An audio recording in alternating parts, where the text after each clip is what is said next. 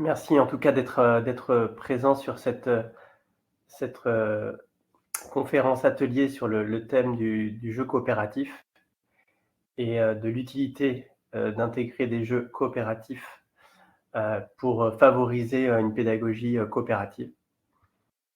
Merci à vous d'être là. Alors, ce que je vous propose, si vous êtes OK, on a 1 heure, c'est que je fasse une petite présentation rapide de, ce que je fais, qui je suis. Et puis ensuite, voilà, au fur et à mesure de la présentation, n'hésitez pas à réagir sur le chat, de manière à avoir, quelque chose d'assez interactif. Puis on aura, un petit temps de présentation sur, l'art du jeu coopératif. Voilà, le gameplay coopératif, comment on peut revisiter un jeu coopératif, enfin pardon, un jeu classique, dit d'opposition à un jeu coopératif. Pourquoi? Et puis, une petite conclusion. Voilà, si ça vous va.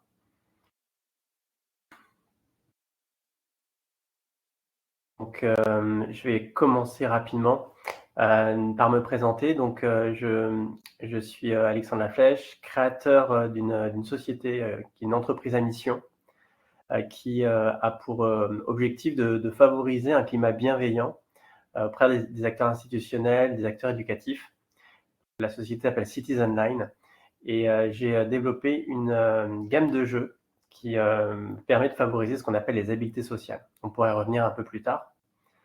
Voilà, n'hésitez pas à interagir, sur le chat pour que je puisse, également aussi, répondre à si vous avez des questions. J'ai par exemple créé, tout récemment en fait un jeu, à l'occasion du confinement, qui s'appelle Citizen Attitude, dont je pourrais vous parler un petit peu plus tard, qui est un très bon exemple de jeu, coopératif qui favorise les habiletés sociales. Et également aussi vous présenter aussi, comment j'en suis, arrivé à intervenir dans les établissements, publics, dans les lieux, scolaires, dans le cadre d'un parcours, qui m'a cheminé, via de l'animation périscolaire à, travailler avec les acteurs, autant, les acteurs de l'éducation que les acteurs, de l'animation périscolaire. Je vais, également aussi, faire un petit rappel sur la notion de compétences psychosociales et de soft skills dont vous avez déjà pu entendre parler. N'hésitez pas aussi à me poser des questions sur ces sujets-là, car en fait, la problématique, de l'évolution de l'enfant et les besoins des éducateurs, de travailler encore plus au niveau pédagogique avec des outils sur ces questions-là, et devient de plus en plus un enjeu. Et donc, j'ai moi-même été, formé. Bonjour à Nadia, bonjour à tous ceux qui nous rejoignent. J'ai moi-même été formé pendant 1 an à des modules de compétences psychosociales, via des structures comme Scholavie. Voilà. Est-ce que, avant de commencer, vous avez, des questions? N'hésitez pas à interagir sur le chat.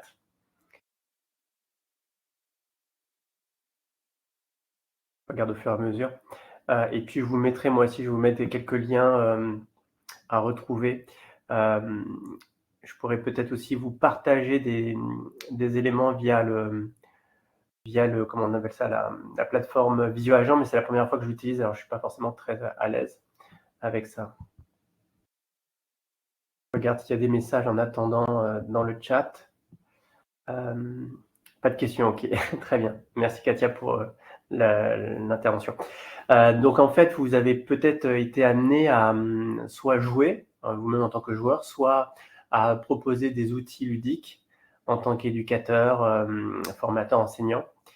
Et vous êtes peut-être, retrouvé à vous poser la question de, la typologie du jeu. Est-ce que c'est un bon jeu? Est-ce que c'est un bon jeu est-ce que c'est un jeu de société? Est-ce que c'est un jeu relationnel? Est-ce qu'il répond bien aux objectifs, de ce qu'on attend d'un jeu? Et c'est vrai qu'on peut, assez rapidement se perdre dans, les appellations et typologies de jeux, donc de jeux, au sens large et pas que jeux de société. Et puis on trouve tout un tas aussi de propositions, d'outils de création, sur des plateformes comme Canopé ou même ailleurs, et on est parfois un petit peu perdu parce qu'en fait, il y a pas vraiment de module de formation, qui forment à ce qu'on appelle la ludopédagogie. Il y en a quelques-uns d'ailleurs, professionnels avec qui je travaille. Je vous dirai un petit peu d'atelier un peu les différents types de collaborations que j'ai pu mener. Mais pour vous expliquer en fait l'enjeu du jeu coopératif, c'est déjà l'idée de la coopération qui, pour bien comprendre le terme coopératif, c'est pas juste le fait d'être ensemble, mais c'est de jouer pour une victoire commune. Ça veut dire qu'on va gagner tous ensemble. Très souvent, on explique pour parler d'un jeu coopératif que on gagne contre le jeu tous ensemble, alors on perd tous ensemble contre le jeu. Ça permet de bien comprendre l'idée de ce qu'est un jeu coopératif, parce que pas forcément toujours évident. Après, il y a des bons jeux coopératifs et des moins bons jeux coopératifs. Il y a parfois un abus de termes sur le mot coopératif. On voit notamment beaucoup de jeux qui sont des jeux d'observation, d'association d'idées, où on a des sensations de party game, c'est-à-dire qu'en fait on va interagir avec les autres pour essayer de deviner des mots, des thèmes, des choses comme ça. Et on est dans du coopératif. Mais dans le coopératif, je viendrai aussi ensuite, la façon dont on va jouer, le gameplay, va être intéressant en fonction de l'apport éducatif et pédagogique qu'on souhaite avoir avec le jeu. Je prends juste un exemple. On peut avoir un jeu coopératif qui va avoir de la subtilité sur la manière dont on va communiquer avec les autres, qui va favoriser plus d'écoute, plus d'entraide, la communication verbale, non verbale. Et là-dessus, il y a encore énormément de progrès à faire. Maintenant, je vais aussi essayer de vous donner quelques exemples concrets d'usage du jeu coopératif aussi en milieu scolaire. Alors, je vous donnerai des exemples en milieu scolaire, parce que comme au niveau du public, je ne sais pas trop si c'est plus des enseignants, plus des éducateurs, plus des joueurs créateurs de jeux. N'hésitez pas à interagir aussi, intervenir, ça me permettra de faciliter aussi la conduite de cet atelier. Et donc en fait, la problématique de l'âge et du niveau d'âge. Ah, merci Nadège, ok, enseignante en mathématiques. Le niveau d'âge est très très important. Et ça, il m'a fallu beaucoup de temps pour vraiment bien trouver le principe, les gameplays coopératifs selon les âges. Parce que le niveau, les capacités des enfants ne sont pas les mêmes. Donc il est évident qu'autour de 4-5 ans, il commence à y avoir une bonne notion et compréhension du coopératif. Mais en fait, un jeu pour la formation professionnelle, ok. Mais en fait, l'idée de la compréhension de la dimension coopérative peut arriver un peu avant, puisqu'en fait, si on s'intéresse à la question ce qu'on appelle les habiletés sociales, eh bien, les habiletés sociales ou les qualités sociales, en fait, on les a déjà un petit peu intuitivement bien avant 4 ans. Mais elles ne sont pas forcément verbalisées.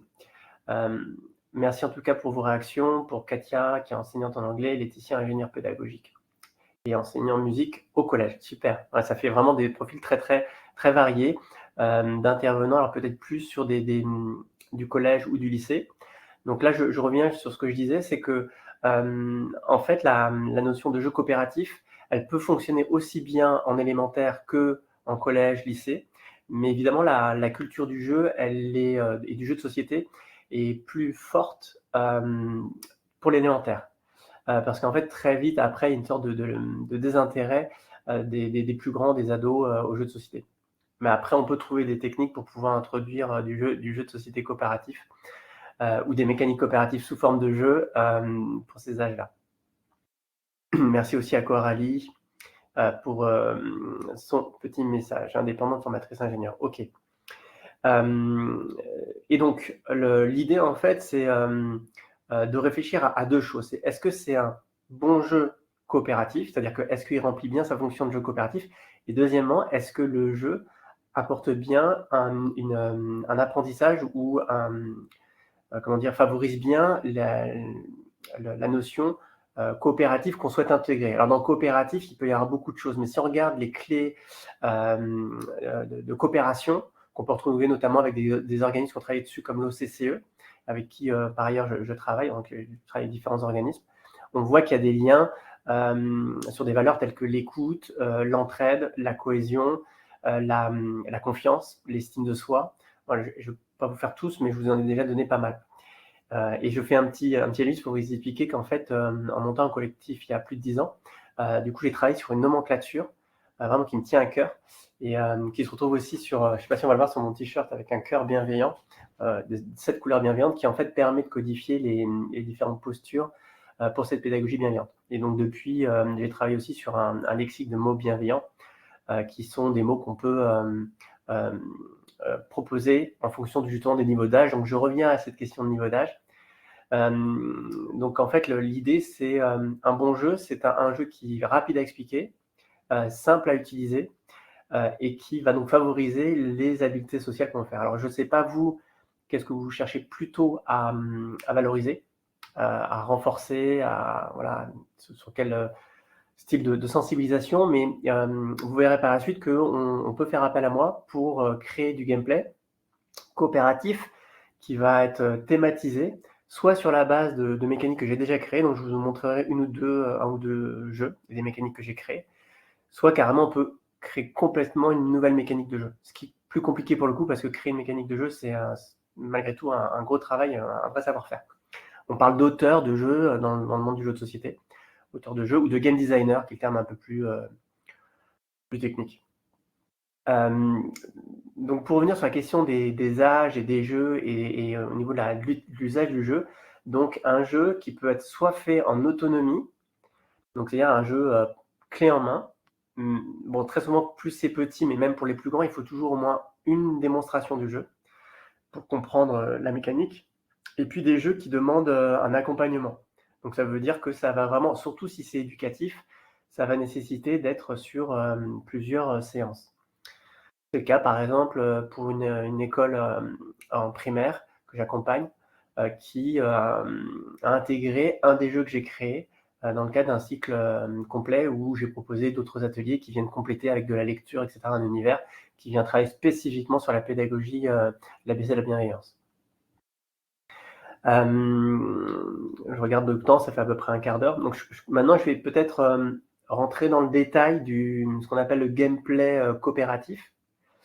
Si ça vous intéresse, alors n'hésitez pas, là je fais une petite pause exprès pour pas faire qu'un tunnel. N'hésitez pas, si vous avez des questions. Déjà sur cette première partie, j'ai essayé d'expliquer un peu le jeu jeu coopératif, ce que c'était, ce que ça touchait, les publics. Donc j'ai un peu axé mon témoignage par rapport à vos univers, vos environnements, mais on pourrait très bien aussi imaginer du jeu coopératif auprès d'acteurs de collectivités territoriales. C'est le cas, alors je vous le dis, c'est le cas pour un parcours bienveillant que j'ai réalisé à Marseille, dans le Panier, en lien avec l'Office du tourisme de Marseille, ou bien avec une quinzaine de pompiers, encore autre chose, qui a utilisé des outils ludiques que j'ai créés pour utiliser ce qu'on appelle les soft skills. C'est un peu l'équivalent des compétences psychosociales, compétences douces. Voilà, donc ça c'est pour des publics beaucoup plus grands. La création, moi, des jeux que je fais, c'est toujours à la fois pour les plus jeunes, mais embarqué avec les plus grands. Ça, c'est intéressant, parce que finalement, on est sur des sujets qui ne sont pas évidents. Donc, juste d'un mot aussi, si je peux le préciser, c'est que j'ai créé en fait ces jeux coopératifs autour d'une nomenclature de valeurs bienveillantes. Et j'aime bien rappeler en fait l'importance dans l'idée de la bienveillance, parce qu'on met toujours le mot bienveillant à toutes les sauces. J'aime bien d'ailleurs utiliser la bienveillance accompagnée d'un autre mot comme climat bienveillant. On parle beaucoup du climat scolaire, mais on peut parler de climat bienveillant. Et la bienveillance, une définition que j'apprécie, que j'aime dire, c'est une disposition affective à veiller au bien pour soi et pour les autres. Bonjour à Adji, merci pour ta participation, et enseignante de SVT, super au collège. Donc il y a pas mal d'enseignants pour le collège et lycée apparemment, j'ai l'impression. Alors là, en plus, on est sur juste une parenthèse, on est sur un moment de la vie de l'enfant qui est clé, puisque c'est là où tous les problématiques de vivre ensemble et de harcèlement, ça va me faire le lien avec la question de bienveillance. Parce qu'on a beaucoup parlé de bienveillance un temps dans l'enseignement, et puis c'est retombé en fait. Il y a eu, je crois, les assises d'une école bienveillante. Et en fait, l'idée de la bienveillance, alors je me permets juste de faire un là-dessus, parce que je travaille depuis plus de 10 ans sur ce sujet, si ça vous dit que je vous en touche juste un mot, c'est que en fait, on n'a peut-être pas bien compris, ou en tout cas l'éducation nationale n'a peut-être pas forcément su expliquer la différence entre ce qu'on attend d'une école bienveillante, parce qu'il y a d'un côté ce qu'on attend des éducateurs bienveillants, et de l'autre côté le type de contenu et d'apprentissage bienveillant qu'on doit donner. Et en fait, c'est 2 choses distinctes, mais l'un va pas sans l'autre. Voilà, et ça n'a pas du tout été posté, mis en place tel quel quand ça a été lancé en 2015, je crois, les assises. Donc depuis, c'est retombé et malheureusement, il y a parfois une sorte de un peu de ras-le-bol vis-à-vis de cette idée d'éducation bienveillante. Sachant que aussi dans la bienveillance, point important, je le rappelle souvent, c'est que, la bienveillance, c'est pas la complaisance. Puisque la bienveillance, quand on regarde, il y a un schéma très intéressant qui montre que quand on a fermeté et encouragement, les deux associés, ça permet d'avoir une éducation bienveillante. Donc juste pour continuer sur cette idée de maintenant comment on introduit du jeu, voire du jeu de société. Et je vais vous en parler parce que c'est intéressant parce que j'interviens pas mal dans le monde du jeu de société. Pour avoir créé, je vous montrerai des jeux de société, une gamme de jeux. Il y a un prochain jeu là pour les plus grands qui va sortir, qui s'appelle Coop Adventure, et sous forme de party game. Et en fait, ah oui, je reviendrai aussi sur la question du harcèlement. C'est ce que je voulais dire, c'est que période clé, période de harcèlement, mais en fait peut-être déjà un peu tard parce que la sensibilisation au mieux vivre ensemble par le jeu et donc le développement des habiletés sociales et de la coopération pourrait se faire bien avant, évidemment. C'est pour ça que je travaille dès la maternelle, élémentaire. Je regarde en même temps s'il y a des questions.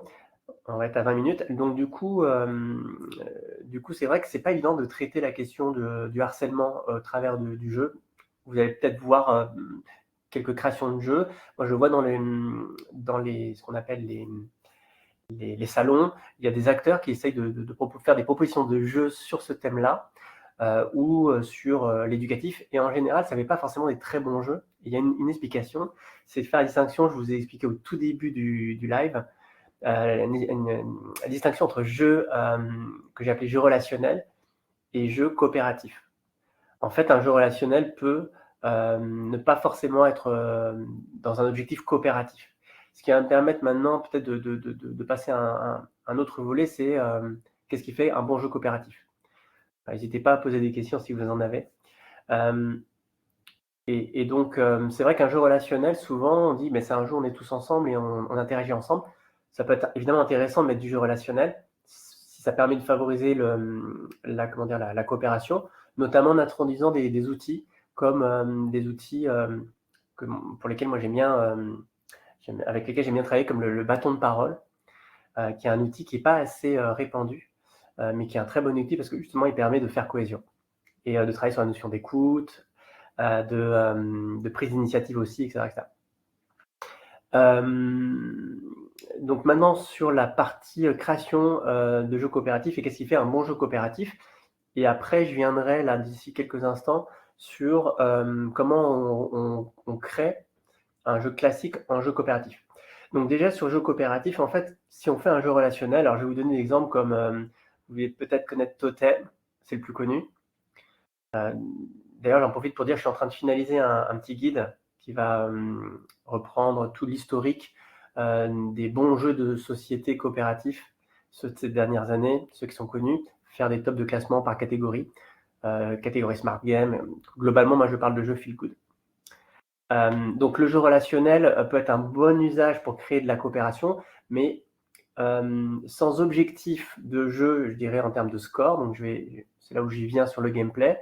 En fait, on n'a pas forcément la sensation de faire un jeu de type jeu de société, mais plus une expérience de groupe, d'interaction, peut-être joyeuse, ludique, mais pas forcément avec donc on appelle ça plutôt du jeu libre, on va dire, du jeu de construction, du jeu de ce type de jeu, donc du jeu de questionnement aussi, de connaissance, c'est le cas avec Totem, plutôt que d'un jeu qui serait un jeu de type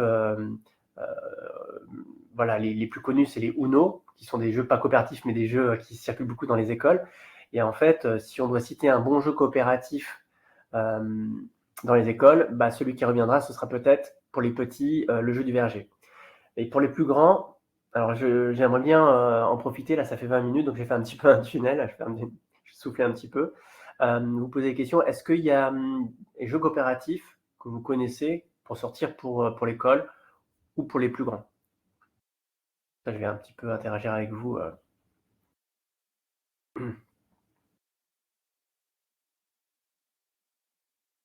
J'en profite aussi pour regarder, on est 13 participants.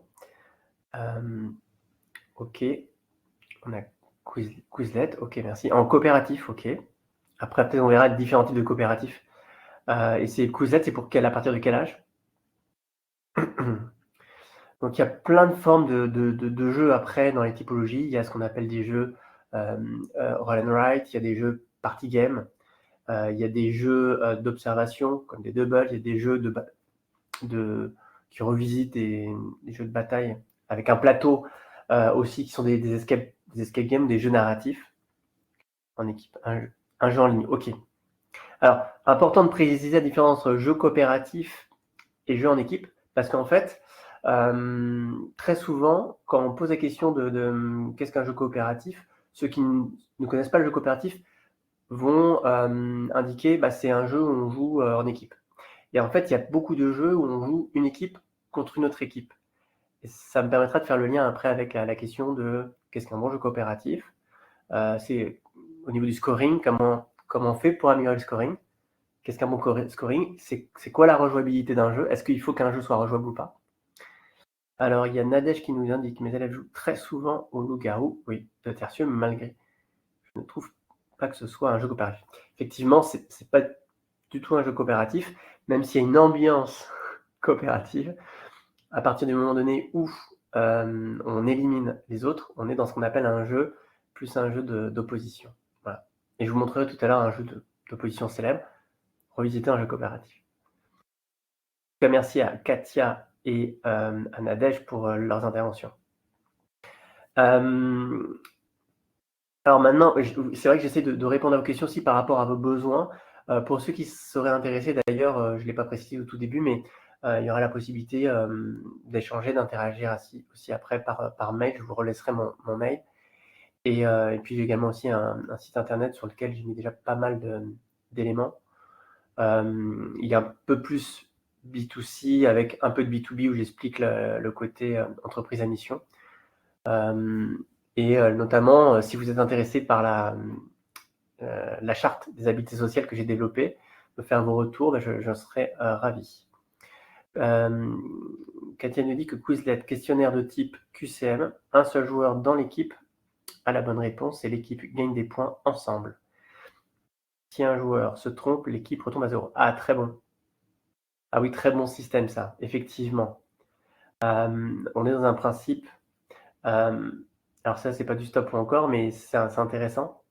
C'est un peu aussi le système pas du tir à la corde, mais c'est-à-dire qu'en fait il y a un principe on peut avancer et puis à un moment donné si on se trompe, on retombe à 0. Donc on doit réussir tous ensemble. Ça c'est très intéressant. Alors, ça me permet de faire une petite transition. Là, ça fait, on va bientôt être à la petite demi-heure de l'animation sur la partie donc gameplay, parce que dans le titre de l'atelier, on était dans comment faire ou proposer du jeu coopératif, voilà, pour favoriser la coopération. Et je vais vous donner quelques exemples en fait de gameplay qui montrent bien que c'est coopératif. Alors, dans le gameplay, je reprendrai peut-être le mot gameplay ou mécanique de jeu. Le principe, c'est le fonctionnement du jeu, donc qui va à carré du jeu, nous permet de visualiser nos interactions et l'avancement jusqu'au résultat. En général, un jeu de société, plus souvent, il y a une fin, c'est-à-dire qu'il y a un temps. Et donc, il y a un objectif. Là, on a réussi, on n'a pas réussi. Quand il n'y a pas d'objectif, ou quand c'est un jeu illimité, bon, peut être un jeu qui n'est pas forcément calibré pour être un jeu de société. Mais qui a l'avantage de pouvoir être facilement laissé à disposition. Par exemple, si on prend un jeu comme le Trial Pursuit, qui n'est pas un jeu coopératif, mais on pourrait imaginer qu'on joue tous ensemble et que le but, c'est de trouver les réponses dans un minimum de temps. En fait, je vous donne déjà un exemple d'un jeu très connu qu'on pourrait visiter en coopératif. Et que donc le scoring va se faire par rapport au temps. J'ai commencé à devancer l'idée du scoring et du gameplay coopératif.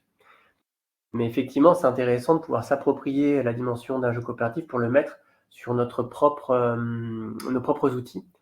Et moi, j'aime bien faire ça, accompagner les enseignants.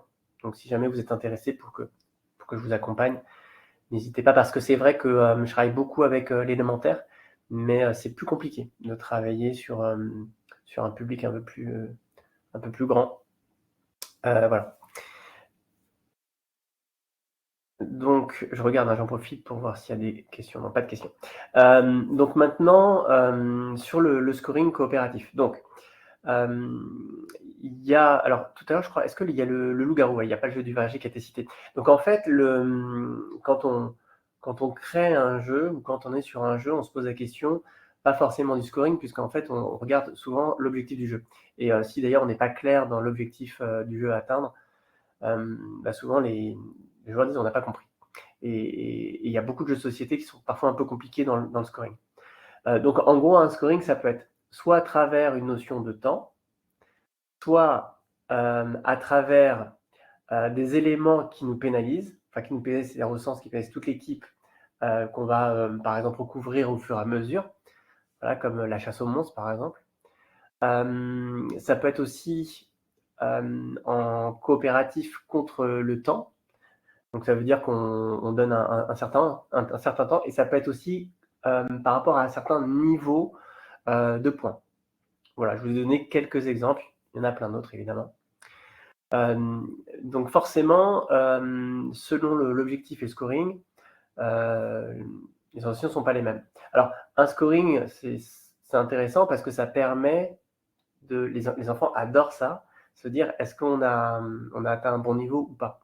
Parce que quand un jeu coopératif n'a pas de scoring, alors je peux vous en donner plein, bah, par exemple le jeu du verger, il y a pas de scoring par exemple. C'est-à-dire qu'en fait, le but c'est d'être contre le corbeau, mais disons que si on regardait le scoring, c'est plutôt, il se fait sur un choix de nombre de fruits à récupérer, mais qui dépend du hasard. C'est-à-dire que si le dé tombe, trop de fois sur le corbeau, bah, en fait, on n'a pas le temps de récupérer les fruits. Donc les créateurs du jeu, quand ils ont créé ce jeu-là, ont dû se poser la question de combien de fruits il faut, donc pour réfléchir au scoring, pour, que ce soit pas trop difficile.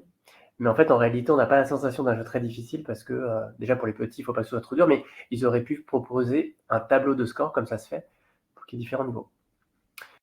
Alors, pareil, j'ai pas abordé, si vous voulez, j'aborde le sujet aussi de jeux revisités comme le puzzle qu'on peut faire en puzzle coopératif. Je viendrai aussi sur le jeu de cette famille ou le memory qu'on peut faire en coopératif. Ça, c'est 2 grands classiques que j'ai, moi-même, fait dans la gamme de jeux Citizenline. N'hésitez pas en tout cas à me faire des suggestions. Je regarde, hein, je suis très attentif au chat pour que ce soit vivant. Je pourrais vous montrer aussi si vous souhaitez, un peu le matériel, comment composer un jeu, ceux que j'ai créés ou d'autres, pour que vous voyez un petit peu la notion d'un jeu coopératif. Alors pour les grands, par exemple, un Carsulas d'or qui s'appelle, je sais pas si on le voit, mais il s'appelle The Mind et c'est un jeu coopératif, une mécanique un peu improbable, mais en tout cas qui laisse pas indifférent. Il y en a d'autres aussi de chez, différents éditeurs. Ça, c'est un éditeur qui en a fait d'autres aussi comme The Game. On remarquera aussi qu'un jeu coopératif, souvent, peut se jouer en solo. Je regarde si, il y a des réactions ou pas. Non, pour le moment, il y en a pas. Pour savoir un petit peu si vous voulez que je précise plus le jeu de société ou si vous êtes plus intéressé sur, la dimension d'un outil ludique et des apports de ce que ça apporte par rapport à l'objectif recherché. Voilà, n'hésitez pas à réagir sur vos besoins. Si vous avez plus des besoins sur, la question du ah oui, Coralie nous indique qu'elle aime bien The Mind. Sur les interactions, sur s'il se situe dans quel contexte? À l'extérieur, dans la classe, dans un lieu de formation? N'hésitez pas parce que j'ai vu qu'il y avait aussi des personnes qui faisaient de la formation, donc n'hésitez pas à réagir. Si vous voulez, déjà utiliser des jeux existants pour les revisiter, si vous voulez avoir une sélection de jeux de société ou si vous voulez vous-même créer vos propres jeux, ou bien aussi être accompagné, par un game designer pour, avoir un meilleur usage, une meilleure utilisation de ces jeux, ces jeux de société. Oui, tout à l'heure, je parlais donc de différents jeux. Là, on a atteint la moitié de l'atelier.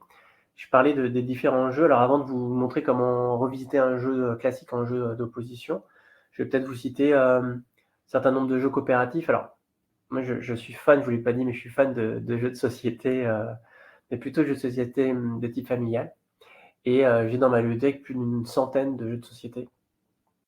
On va bientôt atteindre les 200 même.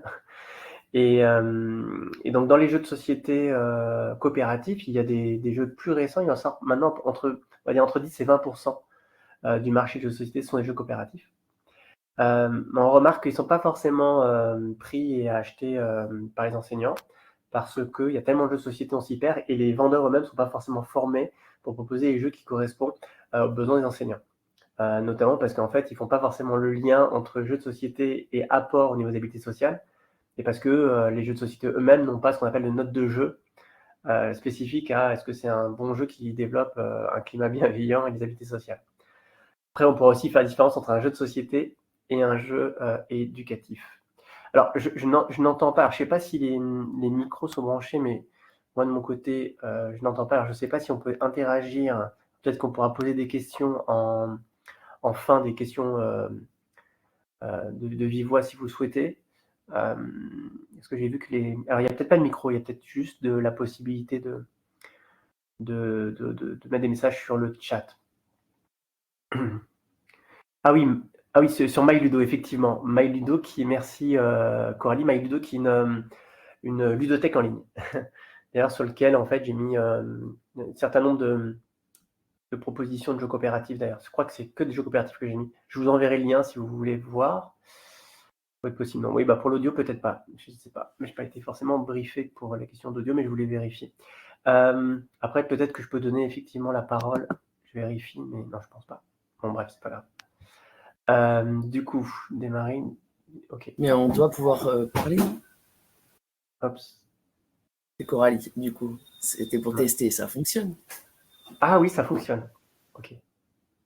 Il suffit de mettre le micro en route. Ok, très bien. Merci Virginie. Super. Donc, ce sera très agréable de pouvoir interagir et d'avoir un petit temps, si vous souhaitez, pour éviter que ce soit un long tunnel. Moi, j'aime bien que ce soit interactif. Personnellement, quand je regarde des visios, c'est aussi pour essayer d'améliorer ma compréhension sur le sujet et pas d'avoir une présentation un peu lourdingue. Donc là, je suis en train de dire vos messages. Escape game. Mais à créer, très bien. Super chronophage, en effet. On y passe des heures pour une séance en général. Oui, alors c'est vrai qu'escape game, c'est hyper intéressant à faire parce qu'en fait, on peut faire énormément de choses dans un escape game. Moi-même, j'en ai fait à l'heure méridionale en élémentaire sur des tranches d'âge de 6 à 11 ans. Et c'est un escape game sur le thème du mieux vivre ensemble qui en plus nécessitait de l'animation. Donc c'était assez physique. Il a fallu que je mette en scène tout l'escape game avec des épreuves d'habileté. Alors c'est pour des petits, donc c'est bien qu'il y ait de l'habileté et des énigmes. Et à la fin, ça a bien marché. Et l'idée, en fait, c'était de proposer à différents groupes de faire les 4 étapes de l'escape game. Et en même temps, les messages, l'escape game version papier demande aussi beaucoup de matériel. Oui, alors l'escape game, c'est à la fois une chouette idée, mais en même temps, c'est beaucoup de travail. Donc, quand on s'embarque sur un escape game, l'avantage des escape games, c'est qu'il aussi il doit être coopératif. Alors, je reviendrai aussi sur la notion des joueurs quand ils jouent à un jeu coopératif, si ça vous intéresse, pour vous parler de la problématique des joueurs alpha, voilà, du discernement du fonctionnement de comment on anime un jeu coopératif. Katia nous dit qu'on a fait pour des STMG, l'esprit d'équipe, et c'était le thème du game, d'accord. Ah oui, l'esprit d'équipe, très bien. Oui, alors l'escape game, ça peut être un prétexte finalement à faire passer. C'est pour ça que sur la plateforme Scape Game, je crois, qui est en lien avec justement les organisateurs de ce chouette week-end sur le thème de la coopération, propose un certain nombre d'outils. Donc j'imagine que certains d'entre vous doivent le connaître. Pour ma part, je ne me suis pas lancé à créer un escape game par ce biais, puisque j'ai plutôt tendance à vouloir créer de la relation réelle et non pas que par les outils numériques. Et pour moi, les escape games sont intéressants, mais en fait, avoir des petits jeux qui favorisent les interactions, parce qu'avec un cadre qui ne nécessite pas forcément d'animation, on peut laisser en autonomie, j'aime beaucoup parce qu'en fait, je vous expliquerai, mais on peut intégrer de la thématique dans un jeu. On peut prendre un jeu, alors prenons un jeu de cette famille.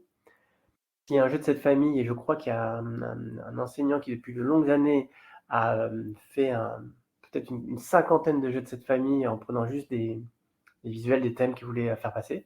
Et en fait, du coup, c'est des jeux de cette famille classiques qui sont utilisés avec des thèmes, tout simplement. J'ai les messages, pas forcément. On peut utiliser des tableaux blancs, des ardoises blanches, des trucs de récup. Ok. Oui, après, effectivement, on peut faire un peu le système D. Pas obligé d'avoir des jeux propres et finis qui demandent de la production, du budget, etc. En effet. Mais si on veut quand même avoir une sensation de jeu, que les enfants puissent quand même s'amuser, il faut un minimum peut-être de qualité dans le matériel qu'on propose quand même. Voilà, et ce serait peut-être bien que justement des organismes tels que l'Éducation nationale songent à mettre des dispositifs d'aide et d'accompagnement à des outils ludiques. Croisez les doigts, peut-être qu'un jour ça arrivera.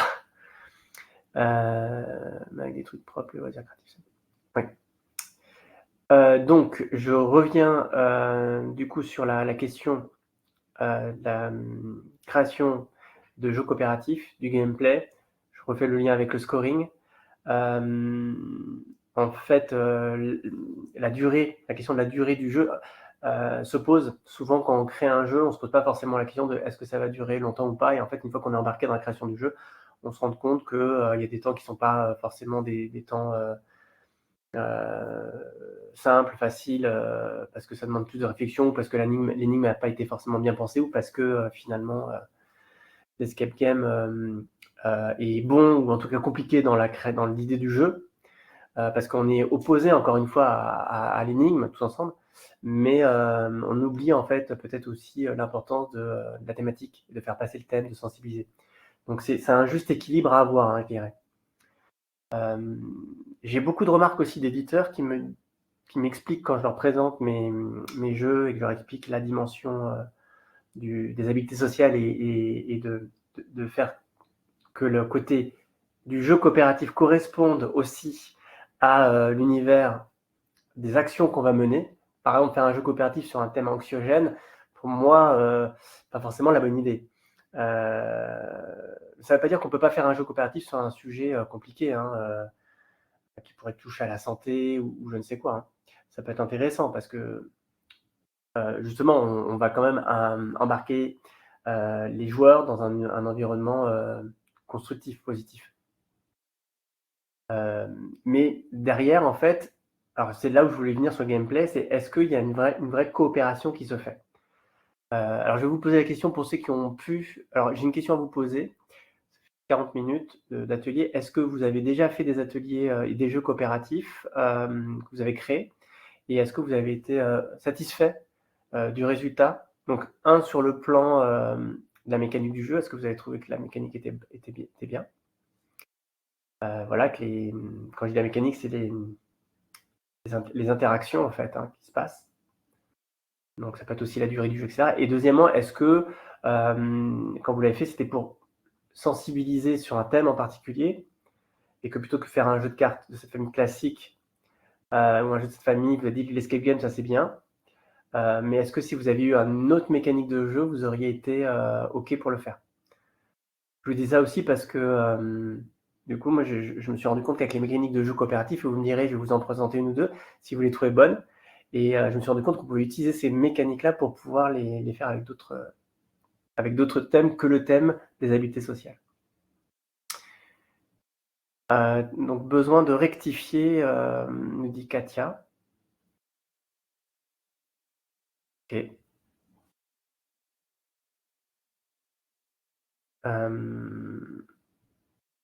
Regardez.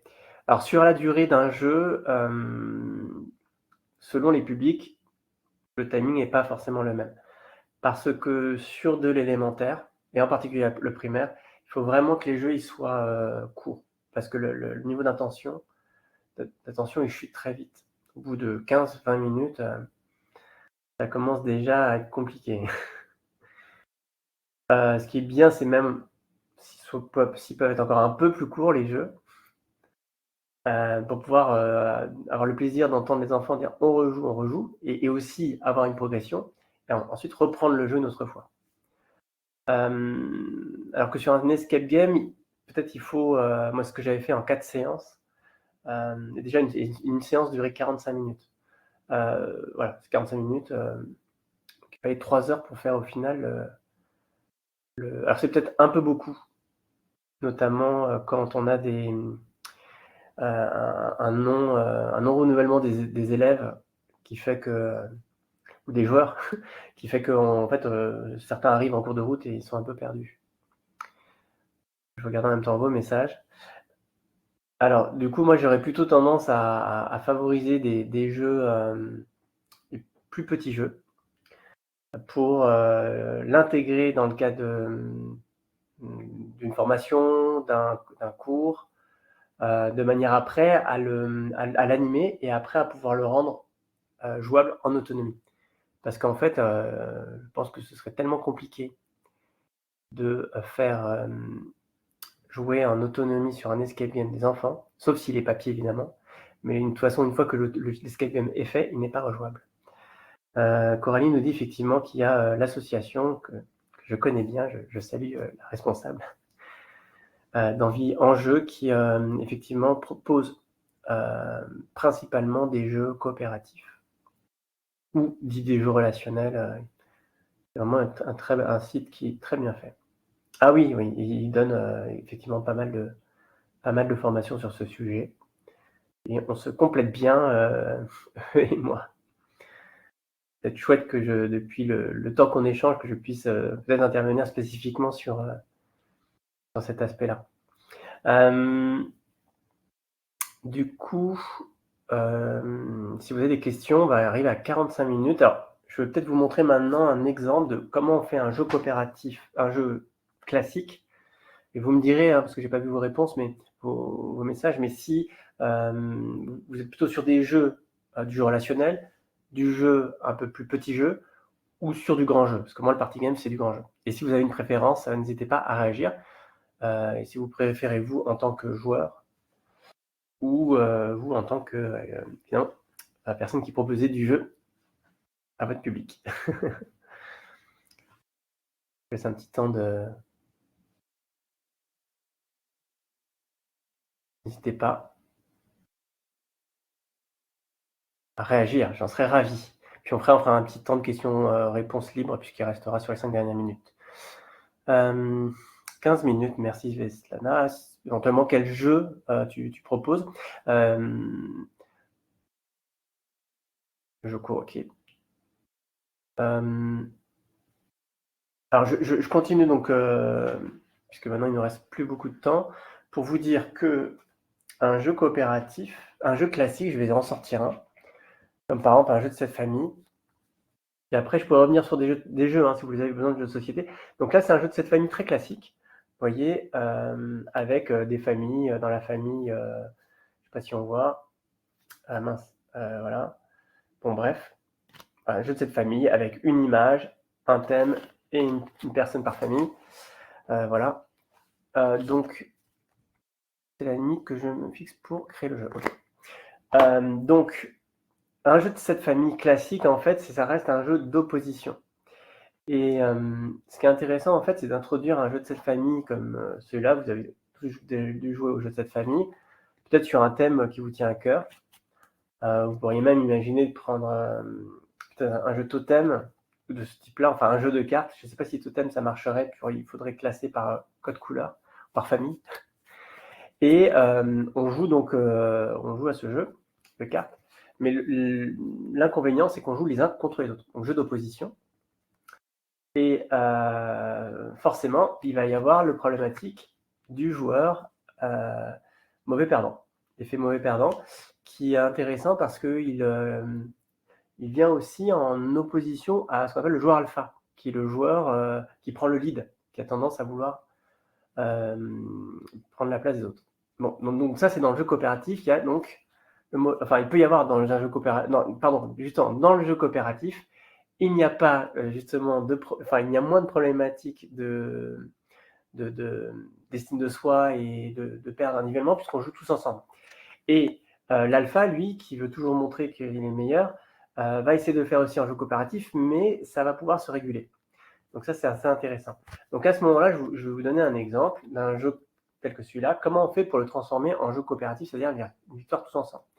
Eh bien, en fait, on va jouer contre le jeu, et pour l'amener à jouer contre le jeu et gagner tous ensemble, on va en fait disposer les cartes, non pas comme on fait habituellement, c'est-à-dire qu'une fois qu'on a collecté une famille, on pose la famille devant soi, mais on va positionner les cartes au centre de la table, sur une couleur, et on va venir compléter cette couleur tous ensemble, en montant d'une valeur, donc montant tout descendant, donc si c'est un chiffre supérieur, inférieur, en tout cas il faut qu'il y ait un système qui fait qu'au monte et ça descend.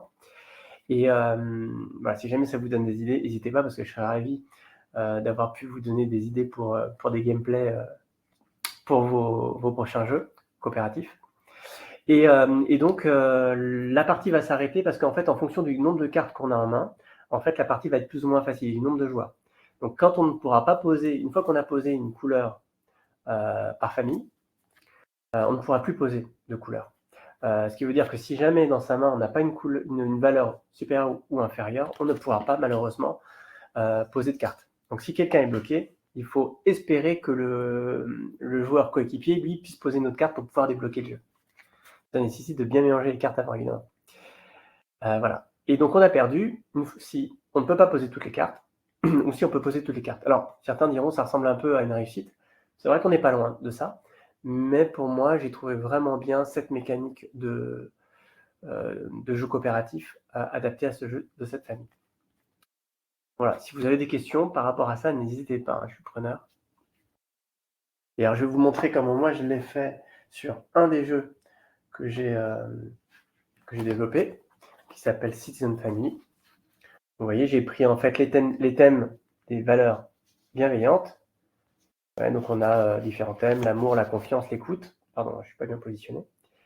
Et on va positionner la carte supérieure ou inférieure pendant le jeu. Et donc la règle du jeu va expliquer en fait le nombre de cartes qu'il faut avoir en main et qu'est-ce qui fait à quel moment on gagne. Évidemment qu'on a posé toutes les cartes, toutes les familles, ou quand est-ce qu'on perd. Ce qui est intéressant, c'est que j'ai mis des niveaux aussi. Donc du coup, ça donne de la rejouabilité. On va commencer par un niveau simple, puis un niveau plus compliqué. Hop, est-ce que vous avez des questions? Il nous reste plus beaucoup de temps. N'hésitez pas, merci en tout cas à tous de suivre cet atelier qui, j'espère, en tout cas, vous aura permis d'apprendre des choses sur la question du gameplay coopératif, sur les questions de la nécessité d'introduire un objectif de jeu, en tout cas d'affiner pour qu'il réponde bien aux besoins du jeu, de l'objectif du jeu, avec si on va avoir des sensations de rejouabilité, un temps pas trop long. J'essaie un petit peu de résumer tout ce que je dis avant qu'on ait un temps de questions-réponses. Également aussi qui va favoriser donc la qualité de la relation aux autres, hein, au travers des interactions que propose le jeu coopératif. Je donnerai un exemple, par exemple, sur cette mécanique-là, mais il faudrait voir pour chaque mécanique de jeu coopératif. Quand on est en parole fermée, on a tendance à vouloir évidemment savoir ce que l'autre a dans sa main pour pouvoir poser les cartes, un peu à la manière d'un jeu coopératif comme Hanabi, qui est assez connu. Ou même, ça peut être aussi d'un The Game ou d'un Focus. En fait, la plupart des jeux coopératifs, souvent, en tout cas quand ils ne sont pas simultanés, quand ils sont simultanés, ils sont plutôt avec parole, mais la plupart des jeux sont en communication non verbale. Et donc là, c'est intéressant parce qu'on voit qu'il y a un besoin, une envie de parler pour pouvoir s'entraider. Et là, de la même manière qu'on ne peut pas poser une carte, c'est intéressant de voir que l'autre joueur qui va venir poser la carte, on va avoir vraiment cette sensation de on a réussi ensemble. C'est intéressant, du coup, ça montre la nécessité d'être en cohésion. C'est cela qu'apporte le jeu coopératif. Est-ce que vous voulez que je vous montre d'autres exemples? Parce qu'il va nous rester maintenant très peu de temps pour conclure cet atelier. Il y aurait énormément de choses encore à dire. La prochaine fois, peut-être, je préparerai aussi des slides pour vous, pour aussi poser. Je ne savais pas trop ce qu'on pouvait faire, techniquement. J'ai pas été briefé, mais j'espère en tout cas avoir été suffisamment, explicite pour vous, présenter les différents aspects du jeu coopératif. Je regarde, vos réactions. N'hésitez pas à me dire, alors peut-être si quelqu'un veut témoigner, dire un petit mot.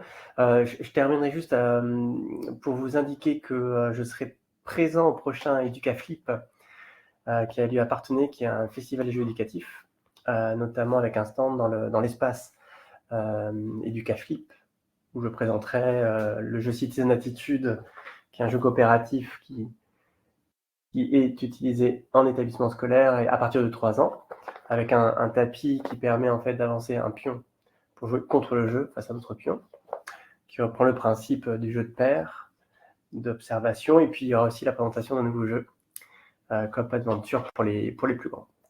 Et puis vous pouvez aussi retrouver toutes les infos, je vais vous mettre le lien aussi du site citizenline.fr, et alors on peut faire, si vous souhaitez, un petit temps questions-réponses, si vous le souhaitez, en prenant, n'hésitez pas à prendre la parole et avec une petite question, j'en serais ravi. Merci à vous en tout cas pour votre attention.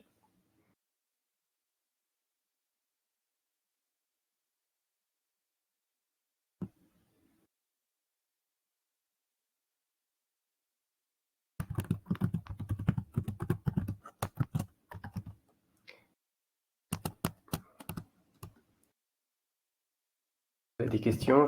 Pendant que je suis en train de mettre les informations.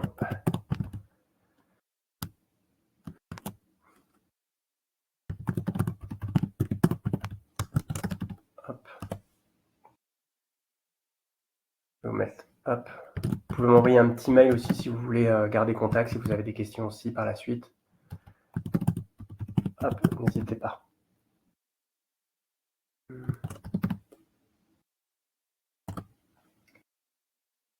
En tout cas, merci à Coralie, merci Alji, merci Nadège. Merci à vous. Si vous voulez, n'hésitez pas à me faire une petite interaction audio. Je sais que c'est pas toujours évident de prendre la parole. Ce sera peut-être plus simple que par le biais du chat. Merci. En tout cas, à vous tous. Si vous avez des questions, n'hésitez pas, hein, je peux encore vous montrer, vous répondre à des questions, notamment sur le type de jeu ou des noms de jeux coopératifs qui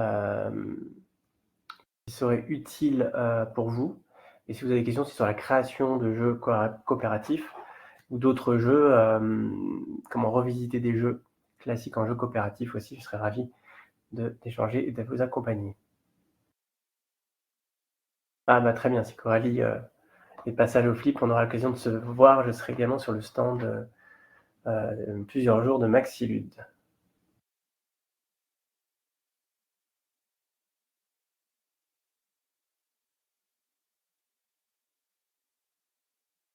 Ok, l'alchimie du jeu de tous, super. Oui, c'est un beau festival. J'ai pas pu y aller cette année, mais j'essaierai d'y aller l'année prochaine.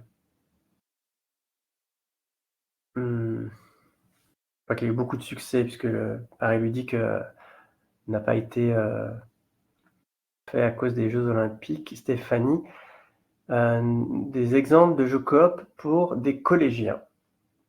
Alors, il y a plusieurs pistes. Alors ça dépend ce qu'on attend d'eux.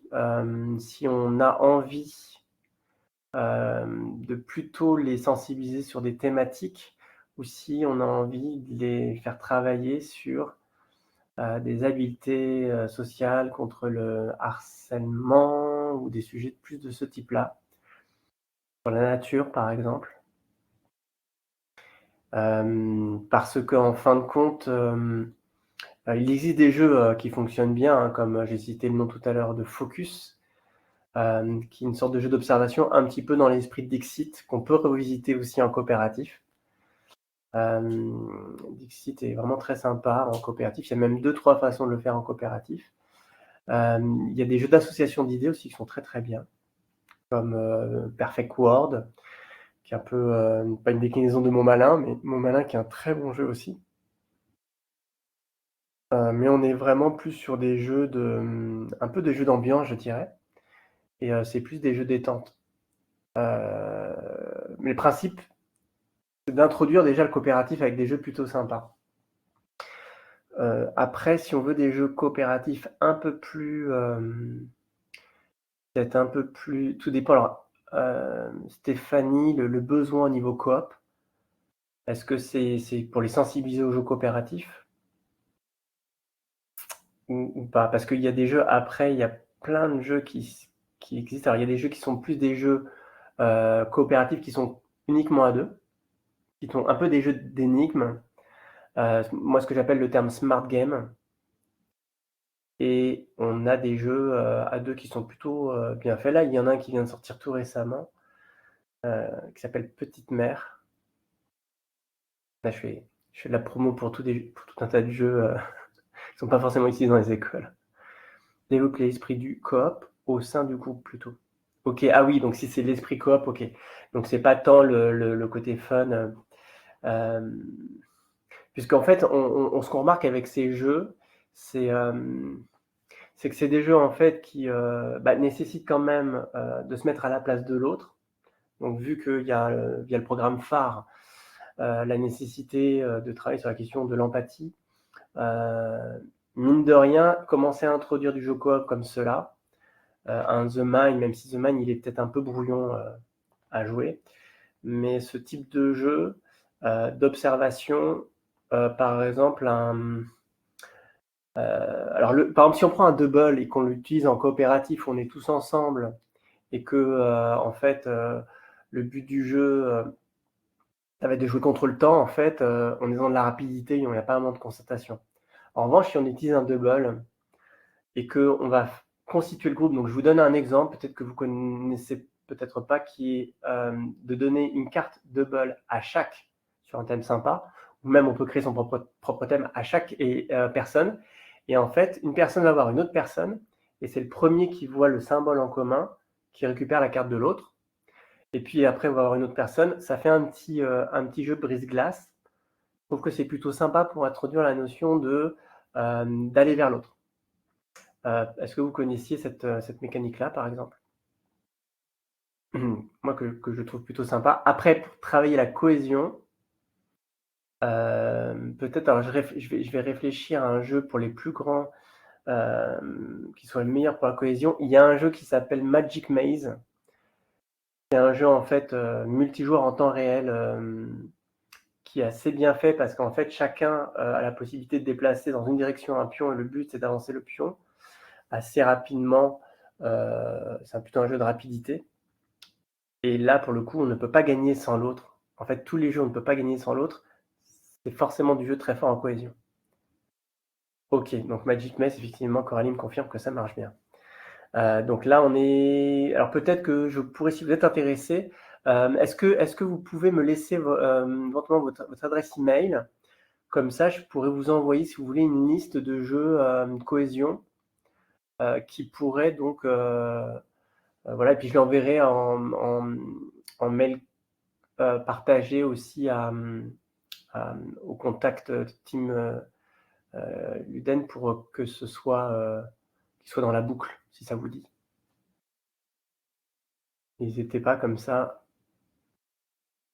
je vous envoie une petite liste. Et puis comme ça permettra aussi de vous envoyer merci en tout cas à Katia et Stéphanie, ça permettra de vous envoyer aussi l'info concernant aussi le petit guide que je vais sortir, qui va faire le récap de tous ces spécificités merci en tout cas à Laetitia, Coralie, Stéphanie et Katia, qui permettra de vous donner aussi voilà, plus de clés. Je sais que ce guide il est attendu parce qu'à la fois par les joueurs de jeux de société pour voir comment être traités les différents jeux de société grand public, mais aussi par les professionnels qui cherchent à introduire davantage le jeu de société dans les écoles. Et il y a notamment 2 initiatives, je pourrais vous en parler si vous êtes intéressés, qui existent. Merci en tout cas Slétana et Elodie, qui existent 2 initiatives qui cherchent à introduire le jeu de société. La difficulté, c'est voilà, sur la catégorie d'âge, donc on a ce qu'on appelle les fiches pédagogiques. Je travaille aussi sur des fiches pédagogiques si vous êtes intéressé. En général, quand j'ai une école et que j'introduis un jeu ou un de mes jeux, je fais toujours des fiches pédagogiques et je l'ai fait ça notamment sur une année entière avec une session de jeux de société en élémentaire, en mater, qui tournait en fait sur différents cycles. Et donc c'était très intéressant. C'était très constructif, je trouve, mais les profs, hélas, sont souvent un petit peu dépassés par manque de moyens. Gérer en fait différentes tables, c'est compliqué, donc c'est pour ça qu'en général, ils font plutôt essayer de faire appel aux médiathèques, voire à des bibliothèques, mais les bibliothèques ont beaucoup de mal aussi à rentrer dans les écoles, c'est tout un bins. Donc en fait, en gros, vous êtes peut-être les futurs ambassadeurs des outils ludiques et des jeux société, en tout cas faits pour les écoles et les lieux éducatifs. Voilà. Merci en tout cas à vous. J'espère que vous avez eu du bonheur, de la joie à participer et interagir avec moi. On va donc pouvoir finaliser ce temps puisqu'il est 15h02 et qu'il y a d'autres ateliers. Merci, un grand merci à vous et n'hésitez pas à revenir vers moi et puis aussi je vous souhaite plein de courage dans vos créations et votre pédagogie au service de la coopération et des habiletés sociales. Merci et bon week-end à vous et bonne suite du festival sur la pédagogie coopérative. Merci et à très bientôt.